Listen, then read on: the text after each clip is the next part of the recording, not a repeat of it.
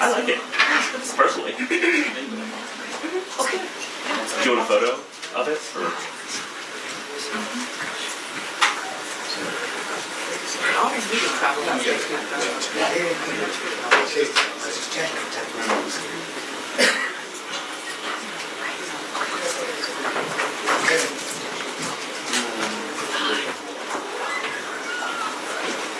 James Dewey, right? How are you?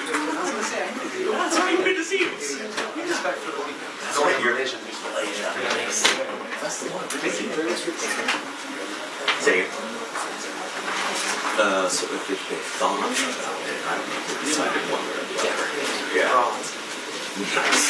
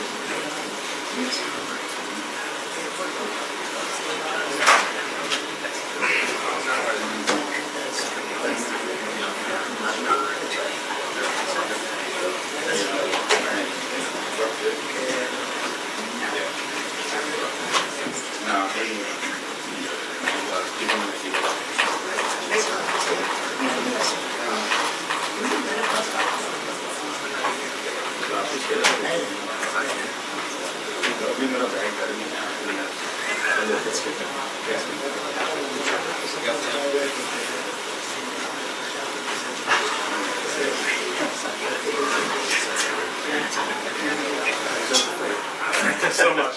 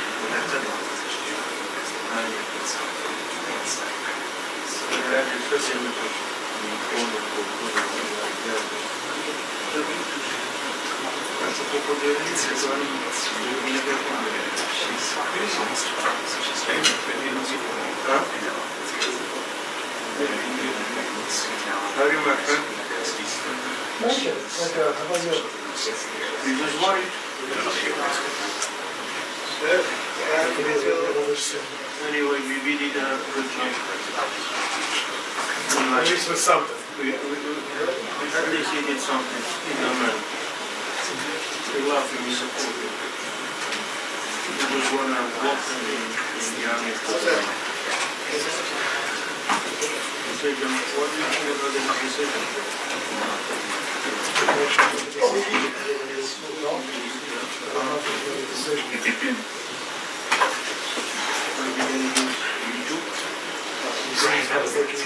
ship with the situation.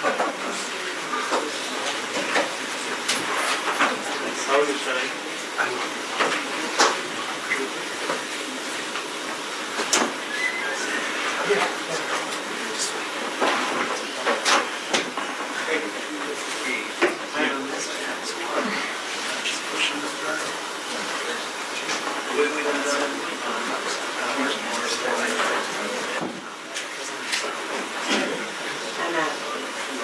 Hey, Mars, how are you? Doing great.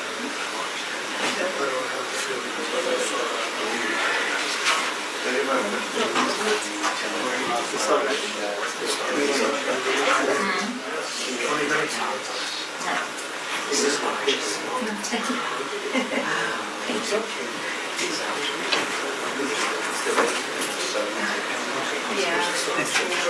I'm sorry.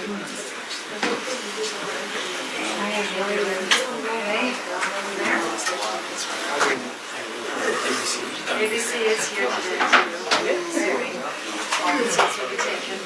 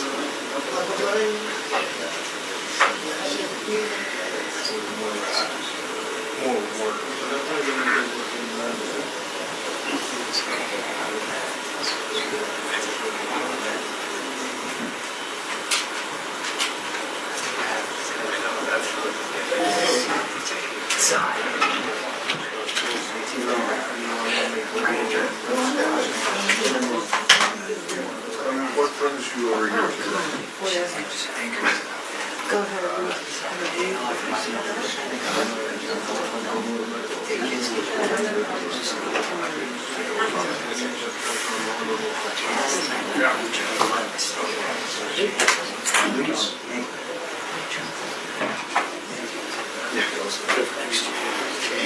I had a heartbreaking. They look good.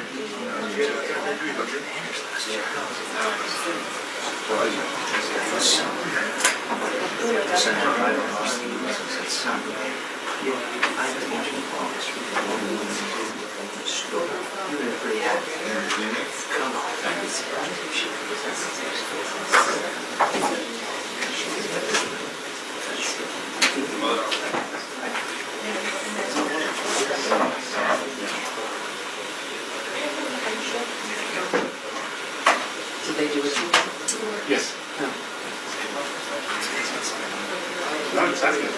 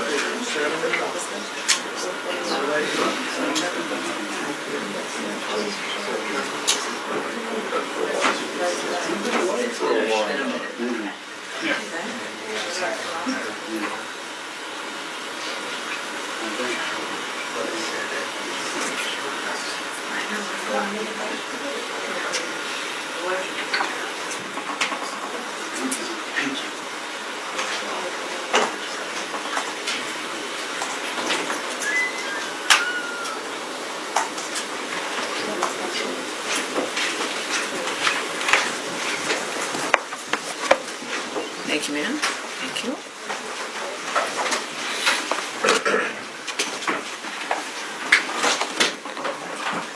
Hi, everyone. Hi. Welcome back. Appreciate you being here. Thank you.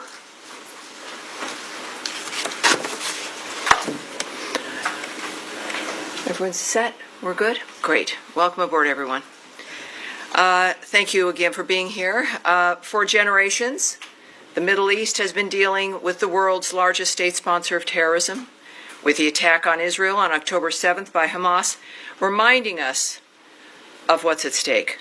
Due to the wisdom of the American people, President Trump's election to a second term has offered the world a chance to see an American leader committed to solving many of the world's existential threats with determination.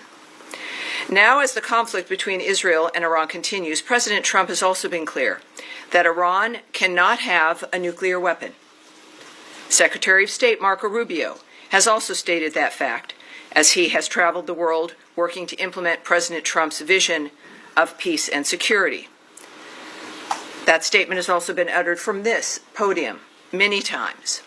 The fact that Iran cannot have a nuclear weapon is clear. As the White House reminds us, since taking office, President Trump has clearly stated no fewer than a dozen times that Iran cannot, and for anyone who's unclear on that fact, President Trump has made the same pledge no fewer than 40 times before taking office, even as far back as 2011. One of the highest priorities of the Trump administration is the safety and security of the American people. To that end, the Department of State has established the Middle East Task Force to help coordinate support for U.S. citizens, our U.S. diplomatic missions, and personnel and diplomatic engagement. The task force is operating 24 hours a day. Over the past week, to help keep U.S. citizens informed, we have issued more than 30 security alerts to countries in the region and updated the travel advisories for Iraq and Israel. We remind U.S. citizens not to travel to Israel or Iraq and not to travel to Iran under any circumstances.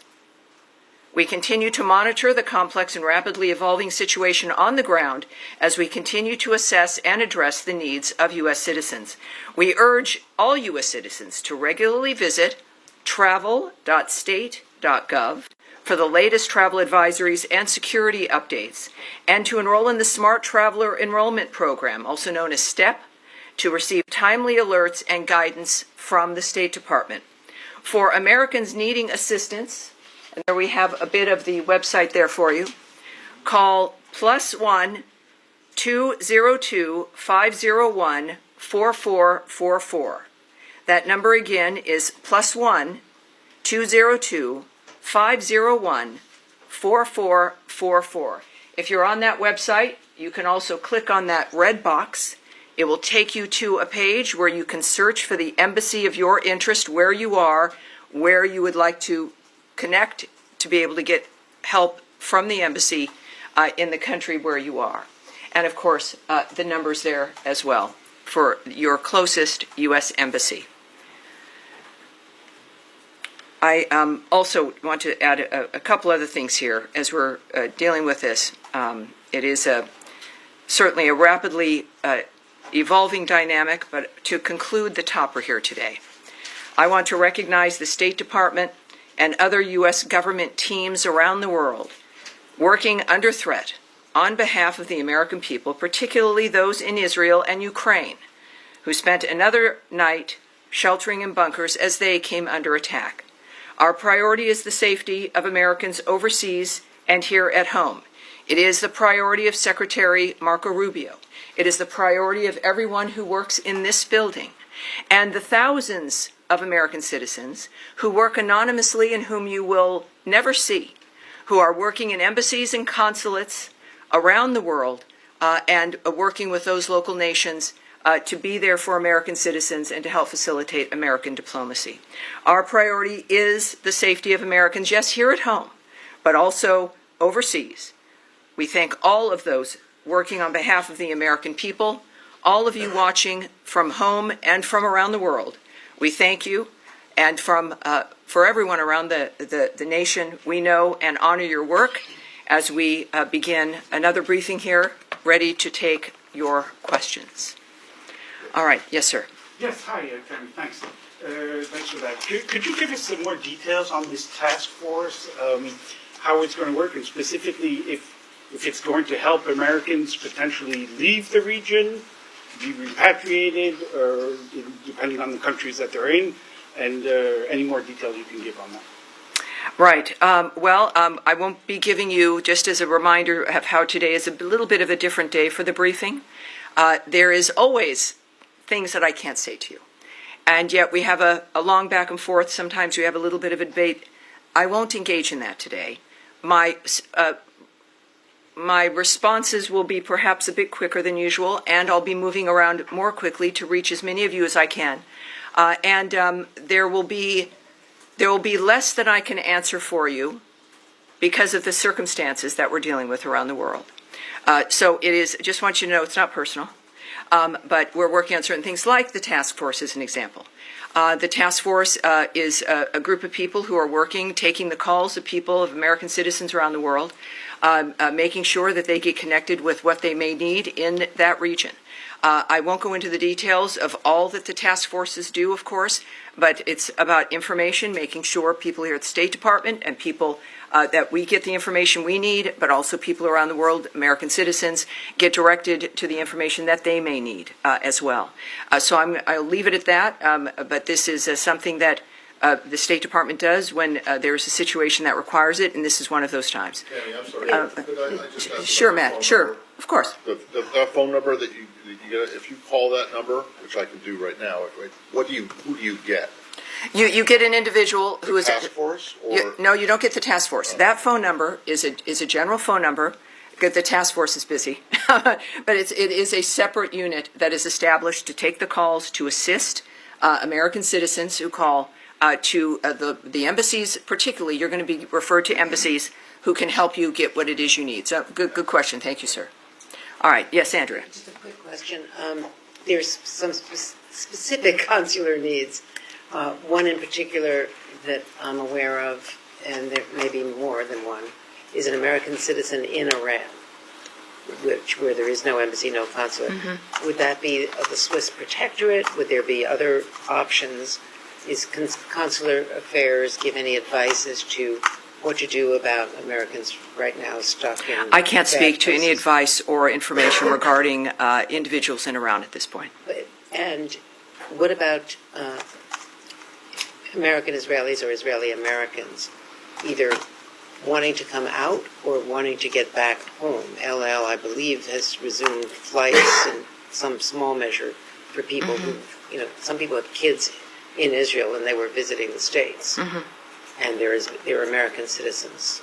Is there anything that they can do? Where should they call this number? Well, obviously, if you know, and we encourage every American when you travel, is to contact your local embassy or consulate, let them know you're there, make sure you know where they are, have those numbers, and that's what I would recommend, no matter where you're traveling, but certainly in the Middle East, is know where those entities are, know where the embassy is. So if you're in Israel, obviously it's Tel Aviv or it's Jerusalem. Are they open? Well, they will answer their phone. So there's contacts that can happen. in the midst of all of this. And of course, I think that that's the advice for wherever you are. But clearly, if you're in a certain area, it's obvious in this case that there are certain limitations in that region, and that contact the embassy, the one that is nearest to you, and you will, at the very least, make sure they know where you are, but also they will give you some options for the plans that you would like to make. Yes, Humaira. Tammy, I understand your limitations, but I have to ask this. I know you do. It's your job, and I appreciate that. I'm here to take questions, not necessarily always answer them. Yeah, last Yes, night ma'am. President Trump said he wants a real end, not a ceasefire. So does the United States support or pursue regime change in Iran, or are we just talking about dismantling Iran's nuclear enrichment, and would that include the United States helping Israel strike Fordo? Well, I'm certainly not going to characterize what President Trump says or tweets, for that matter. He doesn't need characterizing. He's one of the most transparent, one of the most clear individuals that we've known. I think that we can take his word for his word, but I'm not going to speculate on, in a larger sense, what that would mean. That is up to the president. He is the singular guiding hand about what will be occurring from this point forward, as he has been, and I think that dynamic is pretty clear. He says he wants an end, as he has said about every conflict that he has, as a peacemaker, worked to stop peacefully through diplomacy. That has been his commitment, and he wants these things, as he said about a number of situations, not for a month or 6 months, but durable ends to this nature of forever wars, and that has been his posture, and that's his posture now. Okay, I have an easier follow-up. Yes, ma'am. How many people... I'll take a hard one, too, I'd say. How many people so far have contacted U.S. missions in Israel or elsewhere, American citizens, seeking help to depart the country that they're in the Middle East? Yes, I won't discuss those details or the numbers involved with the Are you embassies. guys planning to facilitate charter planes to get people out or military evacuation? I will not discuss what our plans are in that regard. Yes, ma'am. Just to follow up on that really quickly. Sure. Are you guys considering at all operations that would help Americans who want to leave the region from evacuating? I know that our commitment is to the safety and security of Americans around the world. All right? Yes, sir. And Yes, sir. Go ahead. Tammy, would the U.S. government like to see regime change in Iran? First of all, I'm certainly not going to remotely address that. It would require me to speculate or speak on behalf of the president, which I will not do. What we've seen, though, is clear, is months and repeated statements that all he wants is a peaceful world. His activity and the nature of the actions that the United States has taken and his special envoys have been rooted in one thing, which is negotiations, looking for diplomatic solutions to generational problems that he wants solved diplomatically. That has been his constant posture, and there has been nothing that has changed in what he wishes for, what he would hope to accomplish, and so, of course, that's not something I'm going to address. Is the U.S. government and the Israeli government on the same page when it comes to the intelligence about Iran's nuclear weapons program? That is a question for the White House and perhaps the NSC. That's not something I can answer here. Nadia. Thank you, Tammy. The president said he wants to see Iran offers unconditional surrender. I'm not going to ask you to comment on the president's statement, but I'm going to ask you if the secretary is involved in any kind of diplomatic missions with his allies, with the Germans, with the French, trying to offer something to the Iranians as a way out. Well, I, again, would not speak on the details of any diplomatic conversations, if they occurred, between whom, what those details would be. We know, of course, the Secretary and the President were at the G7. Their constant work from the moment they came to office has been to, and certainly Secretary Rubio, was to open up conversations and to lead the world through diplomacy to make a difference. But that's the only thing that would guide me when it comes to the nature of the decisions they're making at this point. Yes, ma'am. Without getting into the details of the conversations, is the door to diplomacy with Iran on its nuclear program still open from the U.S. perspective? That would be a decision made by President Trump.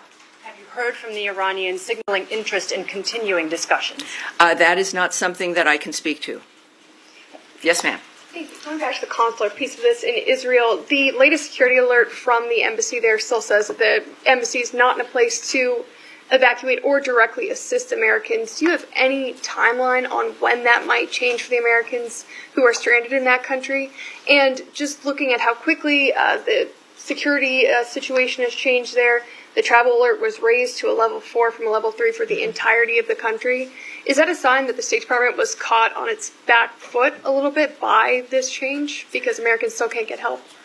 I can say the answer to that last question is no. We are working 24/7 to ensure the safety and the security of Americans around the world.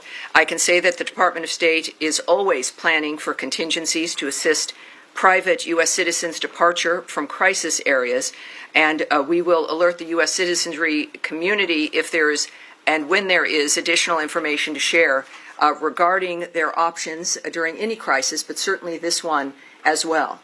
When it comes to how quickly people can expect a dynamic, the American government, the State Department, our militaries, you've seen all of these assets, all of these departments involved in this dynamic in one fashion or another, are working exclusively for the safety of this nation and the safety of the American people wherever they may be. Yes, sir. Thank you, Tammy. At the top, you said that you're advising U.S. citizens not to travel to Israel or Iraq or Iran under any circumstances.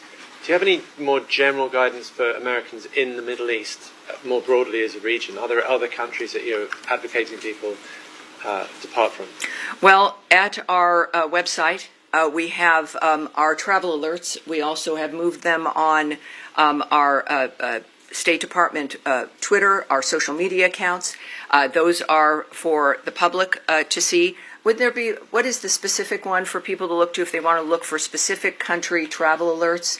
Is it travel.state.gov? So travel.state.gov, and you will see every travel alert there for you, depending on if you're going to be traveling. It does not just for the Middle East, or if you're in a country right now, you can get your information there. Yes, sir. Again, two questions. In your topic, you also recognize American diplomats serving in Ukraine and Israel who spent another night in a bunker. Yes. But one of American citizens happened to be killed by the Russians last night in Ukraine. Do you have any comment on will the U.S. government act to protect American citizens in Ukraine? Yes, we are aware of last night's attack on Kyiv, which resulted in numerous casualties, including the tragic death of a U.S. citizen. We condemn those strikes and extend our deepest condolences to the victims and to the families of all those affected. The President, in the recent past, has made his thoughts clear about striking the civilian areas in that regard. And just to reiterate again, which is at the thread throughout all of the work that we do, is the Department has no higher priority than the safety and security of U.S. citizens abroad, and we can confirm the death of a U.S. citizen in Ukraine, and we stand ready to provide all possible consular assistance. And out of respect to the family during this obviously horrible time, we have no further details to offer in that regard. And second topic, in light of Israel-Iran tension, some of our colleagues from VOA, Persian service, were called back reportedly.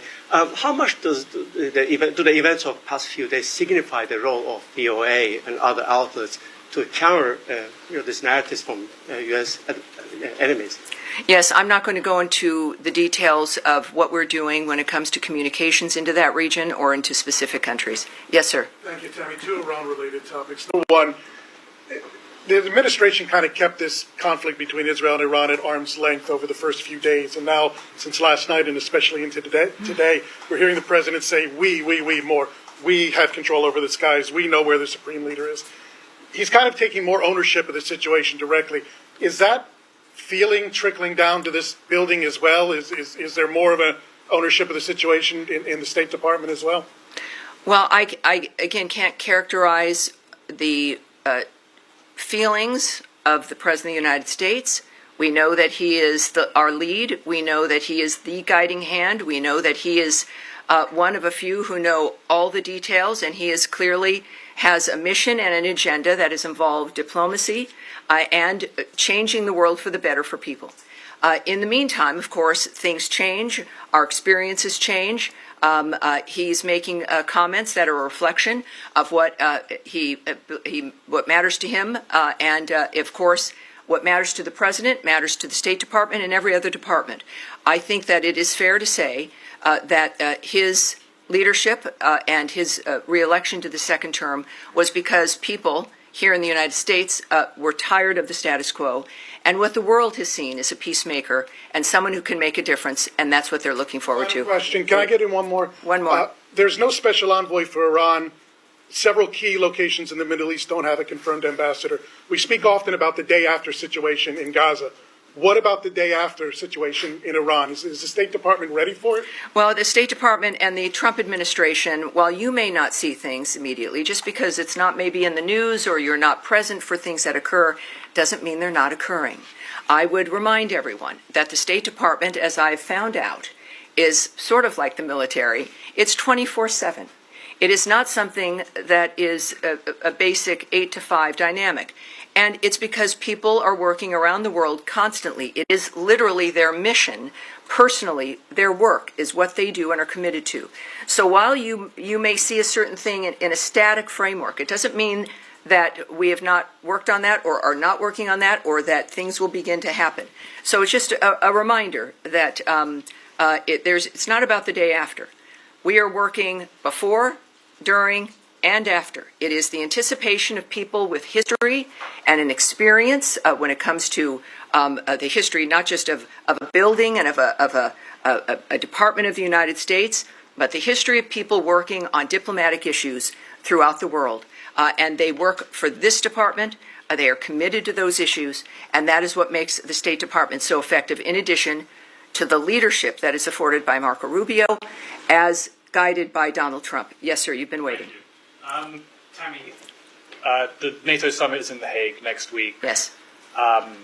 President Trump and Secretary Rubio came back early from the G7 summit because of the nature of what's going on in the Middle East. If this situation is still unfolding next week, should we expect some kind of changes to the delegation, changes to travel? Should we be anticipating that if the situation is still ongoing? You know, I can't tell you if anything will change. I know it has not so far. But as we have experienced from day to day or even sometimes hour to hour, things do change. This is a very dynamic event. We've all had our special situations that we're interested in, and we all want diplomacy to work, and we've been cheering on summits and ceasefire discussions, etc. This is something that is moving, as things tend to, very rapidly. So I would say that anything is possible. But at this point in time, that is still certainly on the books. But that's going to be obviously that's a presidential trip. That's going to be up to the White House, and I'm sure will be affected by their decision making based on what they see. Yes, sir. Thanks, Tammy. 2 questions, please. First of all, can you tell me, sir? Alan Fisher from Al Jazeera English. Very good. How do you do? Fine, thank you. The U.S. intelligence assessment on March 26 was that Iran was not working towards a nuclear bomb. What's changed? That the U.S. position seems to be that it was very close. Well, again, I can't speak to intelligence assessments, what may or may not have changed, or to the fact that it is President Trump and his team who are seeing things that matter when it comes to the decision-making. And I think that that's what's happened here. Second question is if the president in his first term was willing to give the Taliban 18 months to come up with a deal, why was there only 60 days given to the Iranians to discuss something which is much more complicated? Again, I'm not going to discuss the details of the decisions made by the president. Andrea? No, I'm just saying that was Tulsi Gabbard's testimony in open session to the committees. Well, yes, and as I've noted, today is not that day. Next, yes? Yes, sir. Tie in the white shirt. Is that were you just suggesting that? Andrea, we're moving on, please. Let's please be able to manage this. Sir, in the back there. Thank you. My question is, the other week we were talking about the negotiations between Iran and the U.S., and the president was very optimistic about it. And now drastically everything has changed, and we are talking almost about a full-scale war between Israel and Iran. How do you name the procedure right now?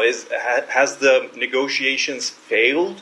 or how can we name it? My second question will be, the Iranian state TV has been targeted by the Israeli Air Force. How do you see that? Do you see a state TV channel as a legitimate target?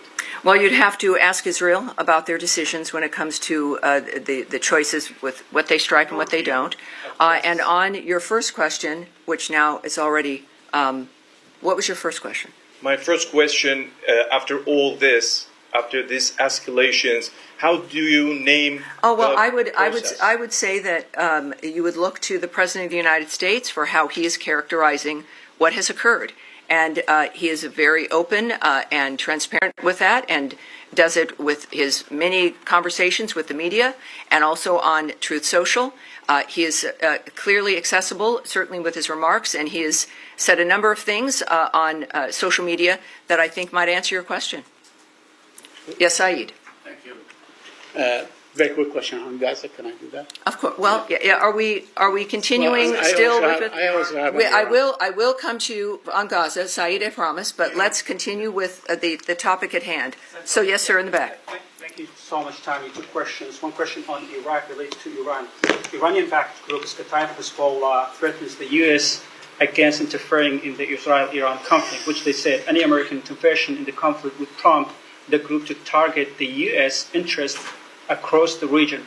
Have you reached to the Iraqi government, and what's your message to these groups? And the second question was the State Department's assessment of diplomacy. Have you put diplomacy on a side, or you still believe that diplomacy can work with Iran? Well, again, I'm not going to comment on the nature of how the White House or the President or the DOD will respond to certain remarks or demands made by someone. So you'll have to ask the DOD regarding their reaction in that regard. I would also, though, I know that the President's Truth Social, he's made it very clear, even I think today, and I think I've got that right here. This is, again, one of the things we've learned about President Trump is that when he tweets, when he speaks, the world watches, and it's the most clear framework that we can learn of his approach. He has, I don't know if I can get to the exact one, but he has made it very clear that, oh yes, here we go. He has noted that we don't want missiles shot at civilians or American soldiers, or our patience is wearing thin. Thank you for your attention to this matter. He is making it clear, I think, here regarding certain choices on the ground that are being made, and that what we've asked for regularly is, and what he has made clear is that we were not a part of the initiation of this, certainly. We're not a part of Israel's attacks on Iran. That I think was stated very clearly by both Secretary Rubio and the President. And that's important for people to know. And in this case, of course, the President has made it clear that if Americans are hurt, or in this case, a missile shot at civilians or American soldiers, that there would be a repercussion. I think that would not be surprising. All right, we'll go back. More on Iran. We'll close with you, sir. Could you tell us about the role of partner countries in mediation efforts with Iran, like Mohammed bin Salman of Saudi Arabia, Qatar, and UAE? President Trump recently concluded a successful trip to the Middle East. So what can you tell us about the role of these partner countries? It's clearly he went with a goal in mind. He makes deals. He's the best deal maker in the world. These partners in the Middle East that we have, they understand clearly our intentions and what our goals are. Thankfully, again, to the approach and the style of President Trump. So it's, I think that when it comes to, again, the best person who could explain his feelings and thoughts about what's accomplished on any issue is the President himself. So I'd refer you back to what he writes and what he is posting on, I think, a very regular basis, which is helpful to people like me, and I think to the world at large as well. Despite Israel's concerns, can I one more? Despite Israel's concerns, President Trump is still trying to negotiate with Iran for a nuclear deal, showing that his priority is peace in the region. President Trump has once again recently offered to mediate on Kashmir, but the Modi government says that they don't need Trump's help. Does President Trump need Modi permission to bring peace in South Asia by resolving the Kashmir issue? Well, yes, this is every country, as President Trump has stated, is a right to define its own future. He offers his help, and it's up to whoever he's offering it to whether or not they'll accept it. We live in a fascinating, exciting time where we've got a man who can make the difference, and he's generous about making that difference. He could have chosen to have this term be about anything other than peace and making America great again. But he's stuck with that. He's committed to that. It is part of his overall commitment to the country. So I would not speak to the nature of another country's decision-making. That's up to them.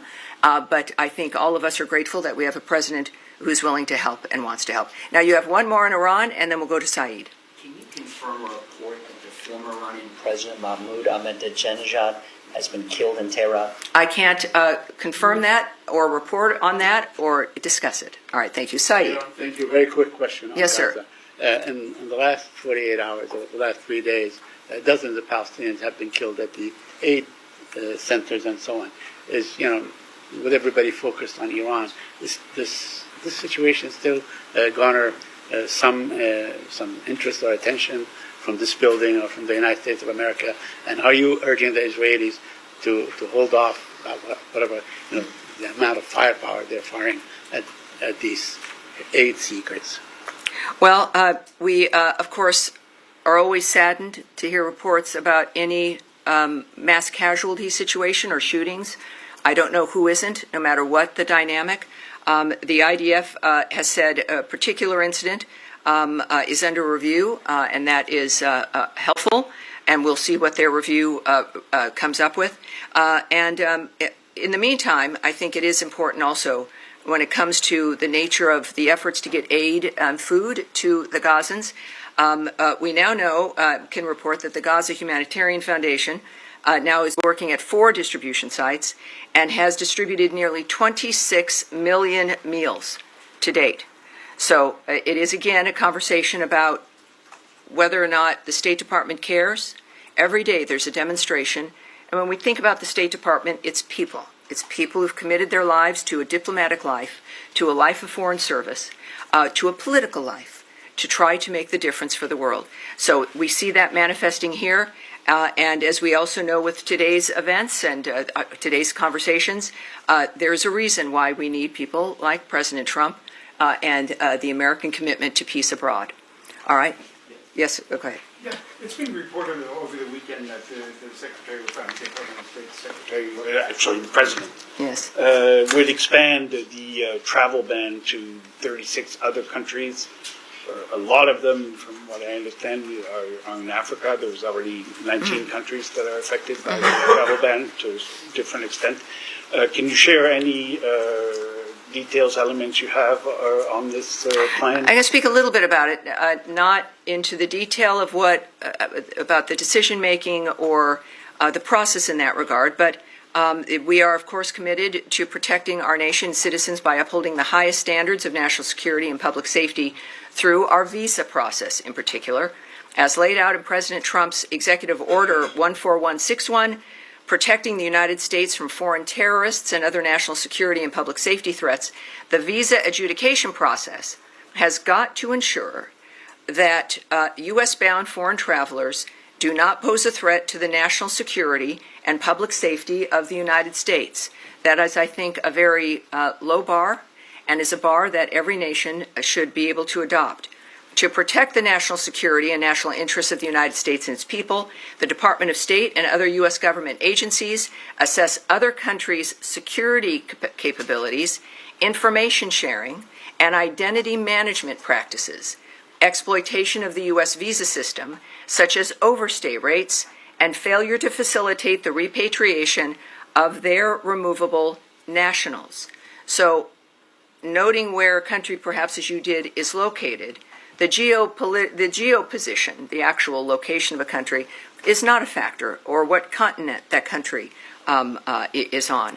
These are about very specific aspects about whether or not the United States feels it can trust the information we rely on those countries for to determine whether or not they'll get a visa We don't, we rely on the vetting and the presentation of information from other nations in order to say, yes, you can or you can't come. In this particular instance, I think that it's clear as we're looking at providing a period of time, countries being told they don't get to that point where we can trust them, and they've got to change the system, update it, do whatever they need to do to convince us that we can trust the process and the information they have. So that is the goal of this. The Secretary will have the discretion to determine whether or not someone is on that list, as we then also continuously vet the nature of what's happening within these conversations. And the goal is so that we can all move forward, so that people can come to the country. And that's our goal. All right. Yes, sir. Yeah, but I don't know why you're so far in the back, Michelle, but I'm sorry. With NPR, yes. Yes. Just following up on that, there was a deadline given for these 36 countries tomorrow to come up with their action plan. I wonder if you've heard back. No, from any of them yet? that's incorrect. I can just tell you that that's not correct. The fact is that they will have a considerable amount of time to rectify whatever the situation is that the State Department has determined is affecting the nature of our trust in how we issue a visa. All right? Yes, and we'll take... Yes, sir, with the beard there? Yes. Thank you. Has the United States... Can you tell me your name, sir, and your outlet? Mustafa Abdo, Shafaq News. Okay, welcome aboard. Thank you. Has the United States received any official request from Baghdad to help prevent Israeli overflights in Iraqi airspace? And what is Washington's response to such a request? Again, you would need to speak to the Department of Defense and the White House regarding that. I won't speak to the details of conversations, certainly about anything of that matter involving any country. And I think that will be it for today. As we return, thank you all for your patience, and I expect to see you again later in the week. Thank you very much, everyone. Thank you. Appreciate it.